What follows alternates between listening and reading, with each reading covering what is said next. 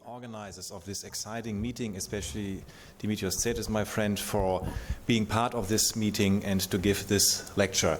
I don't give this lecture on behalf of a company, I do it on myself, and I think all of you are quite familiar with the concept of carotid artery stenting, and the first slide represents some typical carotid stents we use nowadays, or we have used in the past, or which are still in use, especially the wall stent, I would say, is still a working horse in carotid stenting. But here you see a magnified photograph of a new stent, and I'm not sure whether you are familiar with this kind of stent. It's a road saver stent which is distributed by the Microvention or Terumo company in Europe and in the US, and here are my disclosures. And I want to make, first of all, some general comments on carotid artery stenting. And I guess it is of utmost importance that when we visualize the carotid artery stenosis, that we look at the right stent technology, because we have so many different stents for carotid stenting available. This is of utmost importance, but before doing that, we have to select the adequate patient. And when we have looked at the anatomic criteria, the stenosis morphology, then we go ahead with the decision of a dedicated stent, because we know that there are several other factors beside patient selection, anatomic criteria, and stenosis morphology, which might influence further stroke, either during the procedure and later on after the procedure, probably due to late-term embolization. And I think we have to raise the question how we can solve these kind of issues: stroke during the procedure and late embolization. This can be done by several things: operator experience, protection devices, reversal flow devices, and so on, but probably also due to the stent technology itself. We have published in the last year a prospective trial data on several patients where we only symptomatic patients, where we used according to different vessel anatomies, for example, curved vessel, straight vessel, and curved vessel anatomy and short lesions. And due to this anatomy, we have used different stents. We exclusively used in these symptomatic patients closed cell design stents.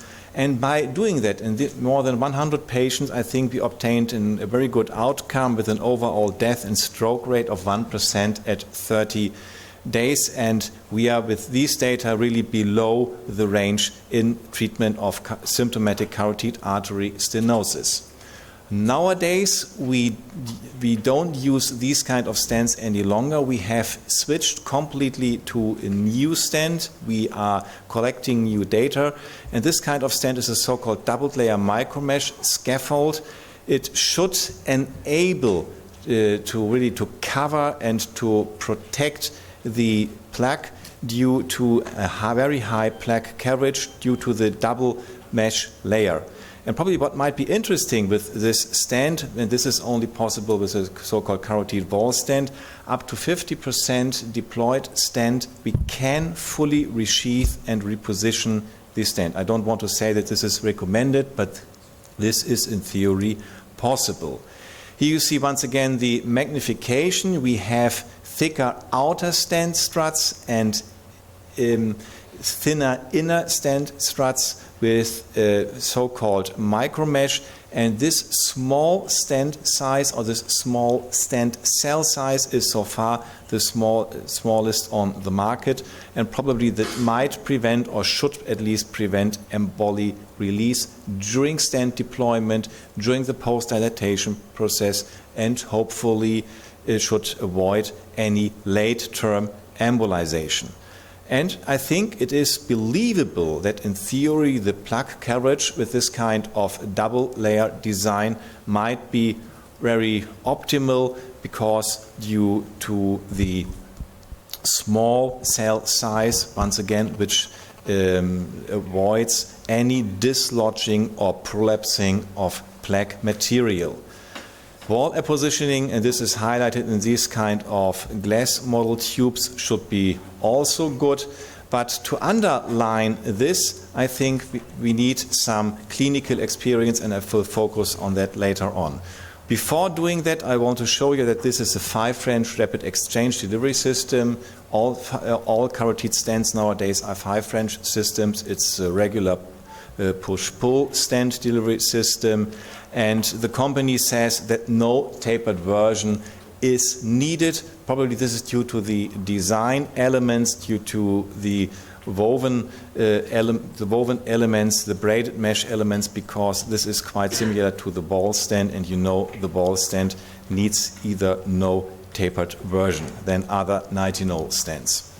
This is the first case I want to share with you. It represents an 80-year-old symptomatic patient. You see the elongated cervical part of the internal carotid artery, and the implantation of the stent was rather simple due to the mechanism we are already familiar with. And you see here in the fluoroscopic view the visibility of the stent, of the double mesh layer. In order to be honest, the visibility of the stent is not that good. It could be a little bit improved. However, I think plug coverage was achieved with this kind of maneuver. Scaffolding is achieved in the elongated or slightly elongated anatomy, and hopefully the goal of sustained embolic protection by preventing embolic release is also solved by this procedure. In the second case, you see an acute occlusion of the internal carotid artery. I show you this case because we are also a huge stroke center where we treat acute stroke patients, and we use these stents also in this kind of patients. How do we deal with this kind of patients? Once we have recanalized the lesion with an 0.14-inch wire, we place the stent, we post-dilate the stent, and then we go ahead, we clear the brain. I think you are familiar with this kind of maneuver with the so-called stent retriever systems. And the third case represents a really ugly lesion. I think it's thrombus, vulnerable plug, as you can see on the left. The external carotid artery is occluded. When we have passed the lesion with an 0.14-inch wire, you notice that the anatomy did change severely.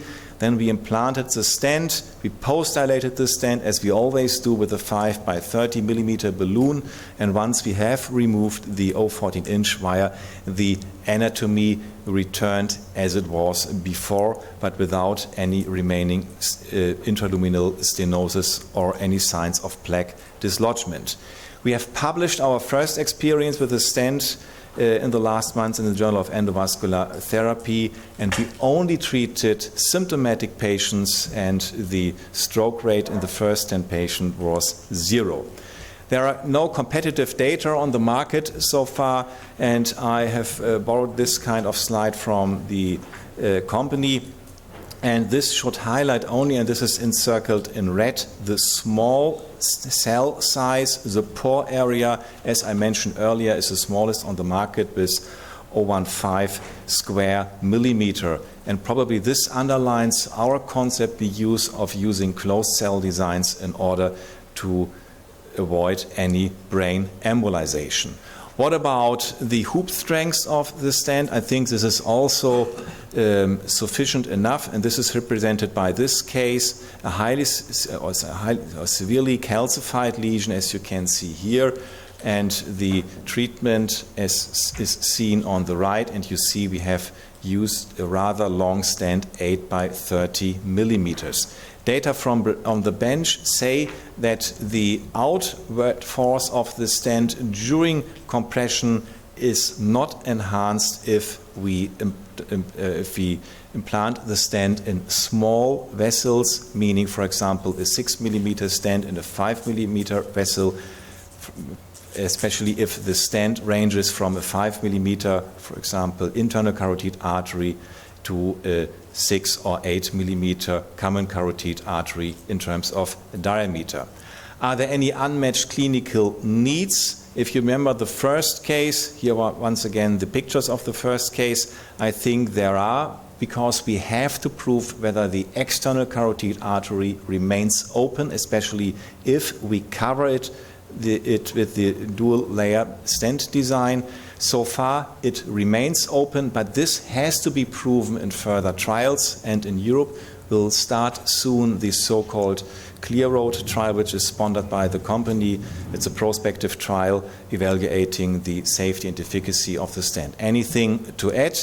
I only want to end with a citation of Mark Hooley, and this is, I think, of utmost importance. Even we have an improvement of emerging device technologies, and especially in terms of carotid stenting, we have to know the following. There are two critical ways to avoid stroke: patient selection and operator experience. I think both of these topics are really of utmost importance. So if we start with carotid artery stenting, think before creating, and you see on this fluoroscopic view on the left lower corner a carotid wall stent we used in the past and a road saver stent we use nowadays, and hopefully it will be an improvement for our patients. Thank you very much for your attention.